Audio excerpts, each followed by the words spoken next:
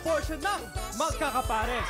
Ito na ang Beauty and the Beshi tandem ni Natalie and Cheska. Nandun po ako nung pageant and maraming tao. Nakilala ko po siya doon kasi parang nakita ko na maraming parang nagchichismisan sa likod na parang inaasar siya, ganon. Tapos parang kinausap ko po siya after nung umalis ng mga girls. Kasi nafe-feel bad po ako na nakita kong ganon yung nangyari. Actually po, nung sa ginawa po niya yun, I feel na kahit i-down ka pala dito sa mundo, may mga tao pala, naiilang tao at lalong tunay na tao na gagabay at mag-cheer up para sa iyo. Kay tagal nang inaasar, hindi mo maintindihan. Katotohanan pinagtapan, pagkainamin sana iyong matutunan. Na ako'y tanggapin, ako'y mahalin, pag-ibig mo rin mapasa akin. Iyong ibigay, iyong paghintay, iyong pag-ibig na tunay. Ikaw ang sinisigaw ng aking pusong naliligaw.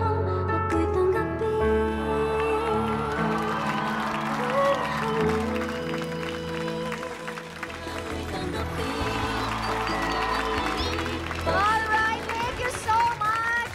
Tandem number 1. Naku, gusto ko malaman na impress kaya ang mga judges natin. Okay, judges, what can you say? Unahin natin si Judge Donita. Okay. Sobrang hirap ng ginawa ni Cheska. Tama ba? Oo. Ang hirap nun, yung galing sa likod tatakbo ka, tapos yakapin mo yung kasama mo. Ang hirap gawin nun. Mataas ang participation. Sobrang hirap ng ginawa mo talaga. Kasi parang akala ko na talent yung mga nanulak na. Parang mas bagay pa silang kasama sa talent. Pero Cheska, hindi. Alam mo kung bakit? Yung nakita ko sa'yo, yung pagyakap mo sa kaibigan mo, na kung ano man mangyari at may nananakit sa kanya at andiyan ka palagi sa likod niya, yun yung best. Diba? Yun yung pinakita mo lang. Kahit na ganun kasimple lang, ginawa mo, tumakbo ka, niyakap mo siya. Sobrang ang ganda nun. Oo.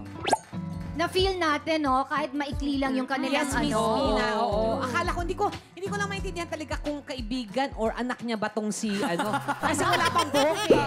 Ganun, diba?